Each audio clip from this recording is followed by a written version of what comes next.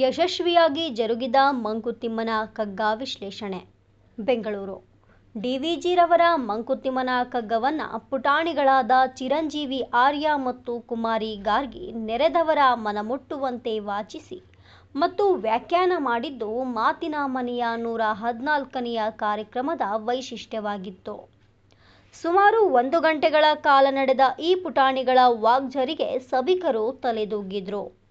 ಕುಮಾರಿ ಗಾರ್ಗಿ ಮತ್ತು ಚಿರಂಜೀವಿ ಆರ್ಯರವರ ಪ್ರತಿಭೆ ಕುರಿತು ಮಾತನಾಡಿ ಶ್ರೀ ಸತ್ಯಪ್ರಸಾದ್, ಶ್ರೀ ಅಜಿತ್ ಕಾರಂತ್ ಇಬ್ಬರನ್ನ ಮುಕ್ತ ಕಂಠದಿಂದ ಪ್ರಶಂಸಿಸಿದ್ರು.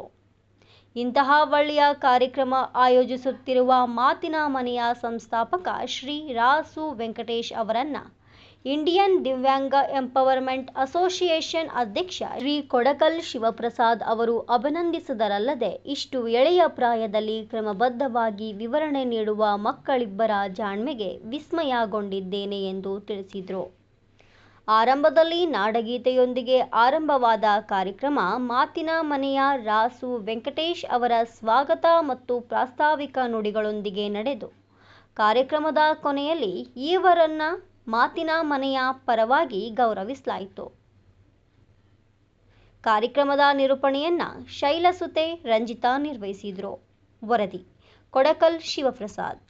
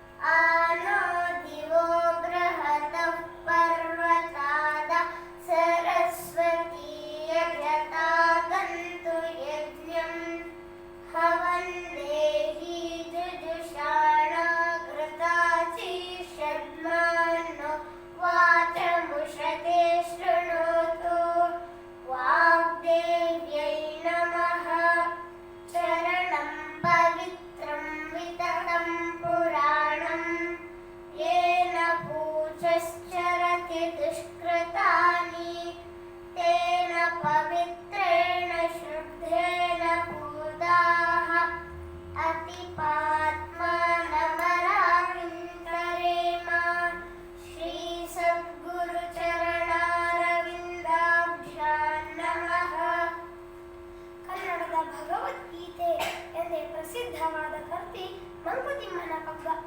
ಇದನ್ನು ಬರೆದವರು ಡಿವಿಜಿ. ಡಿವಿಜಿ ಅಂದರೆ ದೇವನಹಳ್ಳಿ ವೆಂಕಟರಮಣಯ್ಯ ಗುಂಡಪ್ಪ ಅಂತ. ಡಿವಿಜಿ ಅವರಿಗೆ ನಮಸ್ಕರಿಸುತ್ತಾ ಕಗ್ಗ ವಾಚನ ಹಾಗೂ ವ್ಯಾಖ್ಯಾನವನ್ನು ಆರಂಭಿಸ್ತಾ ಇದ್ದೇವೆ.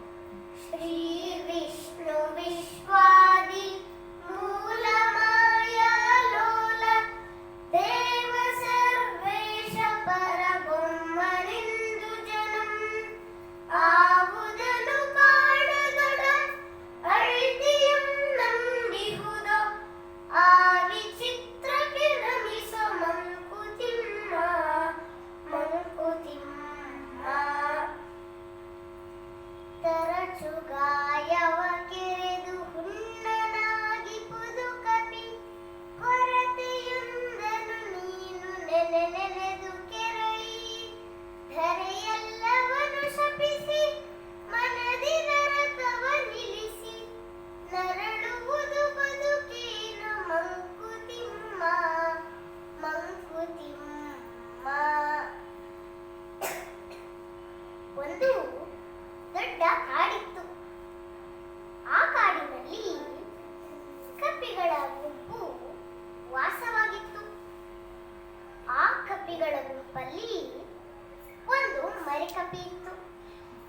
ಆದ್ರೆ ಆ ಕಪ್ಪಿ ತುಂಟ ಕಪ್ಪಿಯಾಗಿತ್ತು. ಆ ಕಪ್ಪಿ ಒಂದು ದಿನ ಒಂದು ಮರದಿಂದ ಮತ್ತೊಂದು ಮರಕ್ಕೆ ಹಾರುವಾಗ ಒಂದು ಸಣ್ಣ ಗಾಯ ಆಯಿತು.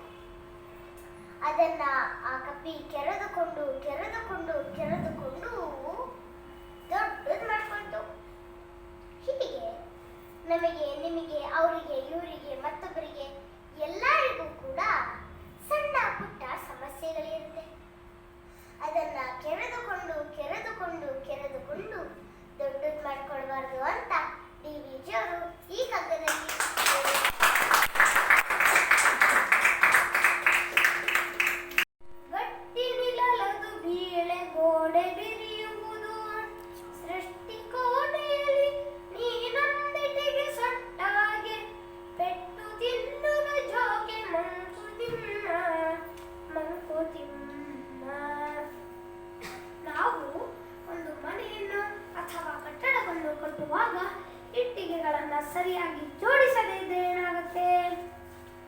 ಗೋಡೆಗಳೆಲ್ಲ ಅಂಕುಡೊಂಕಾಗುತ್ತೆ, ಗೋಡೆ ಬಿರಿಯುತ್ತೆ, ಕಟ್ಟಡ ಬಿದ್ದು ಹೋಗುತ್ತೆ. ಅದಕ್ಕಾಗಿ ನಾವು ಒಂದು ಮನೆಯನ್ನು ಅಥವಾ ಕಟ್ಟಡವನ್ನು ಕಟ್ಟುವಾಗ ಒಂದು ಇಟ್ಟಿಗೆ ಸೊಟ್ಟಗಿದ್ರೆ ಏನ್ ಮಾಡ್ತೇವೆ? ಒಂದು ಗುದ್ದು ಕೊಟ್ಟು ಅದನ್ನು ಸರಿಯಾಗಿ ಜೋಡಿಸ್ತೇವೆ. ಬ್ರಹ್ಮ ಸೃಷ್ಟಿಯ ಈ ಪ್ರಪಂಚ ಇದೆಯಲ್ಲ, 84 ಲಕ್ಷ ರೀತಿಯ ಜೀವರಾಶಿಗಳು ಮತ್ತೆ ನೆಲ, ಜಲ, ಅನಿಲ, ಅಗ್ನಿ, ಆಕಾಶಗಳೆಂಬ ಪಂಚಭೂತಗಳನ್ನು ಸೇರಿಸಿ ಚಂದದಲ್ಲಿ ಕಟ್ಟಿದ ಅದ್ಭುತ ರಚನೆ. ನಾವೆಲ್ಲರೂ ಪ್ರಕೃತಿಯ ಒಂದು ಭಾಗಗಳಷ್ಟೇ. ಪ್ರಕೃತಿಯಲ್ಲಿ ಒಂದಷ್ಟು ನಿಯಮಗಳಿದೆ, ಇದು ಹೀಗೆ, ಇದು ಹೀಗೆ, ಇದು ಹೀಗಿರಬೇಕು ಅಂತ. ನಾವು ಆ ನಿಯಮಗಳನ್ನ ಮೀರಿ ಹೊರಟ್ರೆ ಪೆಟ್ಟು ತಿನ್ನೋದು ಗ್ಯಾರಂಟಿ. ಒಂದು ಸುಭಾಷಿತ ಏನು ಹೇಳುತ್ತೆ ಗೊತ್ತಾ? ಅಕರ್ತವ್ಯಂ ನ ಕರ್ತವ್ಯಂ ಪ್ರಾಣೈ ಕಂಠಗತೈರಪಿ ಕರ್ತವ್ಯಮೇವ ಕರ್ತವ್ಯಂ ಪ್ರಾಣೈ ಕಂಠಗತೈರಪಿ ಅಂತ. ಪ್ರಕೃತಿಗೆ ವಿರುದ್ಧವಾಗಿ ಹೋಗಬೇಡಿ, ಹೋದ್ರೆ ಅನಾಹುತ ಕಟ್ಟಿಟ್ಟ ಬುತ್ತಿ ಅನ್ನುವ ಕಿವಿ ಮಾತನ್ನ ಡಿ.ವಿ.ಜಿ. ಅವರು ಈ ಒಂದು ಕಗ್ಗದಲ್ಲಿ ಹೇಳಿದ್ದಾರೆ. ಮಾತಿನ ಮನೆಗೆ ಬಂದಿದ್ದೇವೆ, ಮಾತಿನ ಬಗ್ಗೆ ಮಾತಾಡದೇ ಇರಕ್ಕಾಗುತ್ತಾ? ಬನ್ನಿ 2 ವಚನಗಳನ್ನ ಕೇಳೋಣ. ನುಡಿದರೆ ಮುತ್ತಿನ ಹಾರದಂತಿರಬೇಕು, ನುಡಿದರೆ ಮಾಣಿಕ್ಯದ ದೀಪ್ತಿಯಂತಿರಬೇಕು, ನುಡಿದರೆ ಸ್ಫಟಿಕದ ಸಲಾಕೆಯಂತಿರಬೇಕು, ನುಡಿದರೆ ಲಿಂಗ ಮೆಚ್ಚಿ ಅಹುದಹುದೆನಬೇಕು, ನುಡಿಯೊಳಗಾಗಿ ನಡೆಯದಿದ್ದಡೆ ಕೂಡಲ ಸಂಗಮ ದೇವನೆಂತೊಲಿವನಯ್ಯ.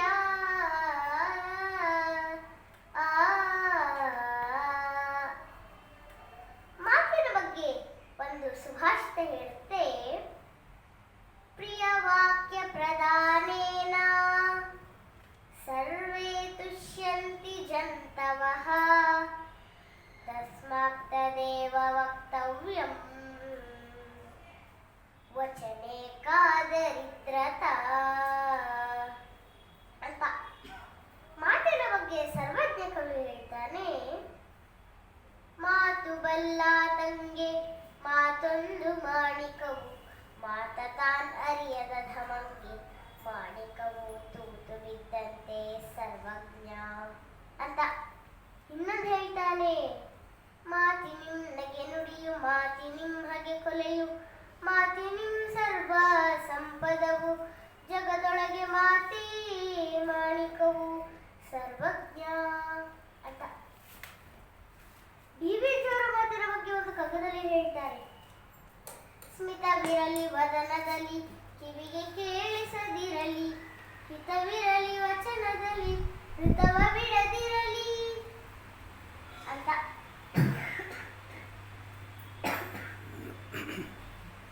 ಬೇದ್ರಾಜ ಮಾತಿನ ಬಗ್ಗೆ ಏನ್ ಹೇಳ್ತಾರೆ ಗೊತ್ತಾ? ಮಾತಿರ್ಬೇಕು ಮೀನ್ಸ್ ಹೇಳ್ದಂಗೆ ಅಂತಾರೆ. ಹೇಗೆ? ಮಾತಿರ್ಬೇಕು ಮೀನ್ಸ್ ಹೇಳ್ದಂಗೆ ಅಂತಾರೆ. ಜಗಜ್ಯೋತಿ ಬಸವಣ್ಣನವರು ಮಾತಿನ ಬಗ್ಗೆ ಹೇಳ್ತಾರೆ, ನುಡಿದರೆ ಮುತ್ತಿನ ಹಾರದಂತಿರಬೇಕು, ನುಡಿದರೆ ಮಾಣಿಕ್ಯದ ದೀಪ್ತಿಯಂತಿರಬೇಕು, ನುಡಿದರೆ ಸ್ಫಟಿಕದ ಸಲಾಕೆಯಂತಿರಬೇಕು. ನಮ್ಮ ಮಾತು ಹೇಗಿರಬೇಕು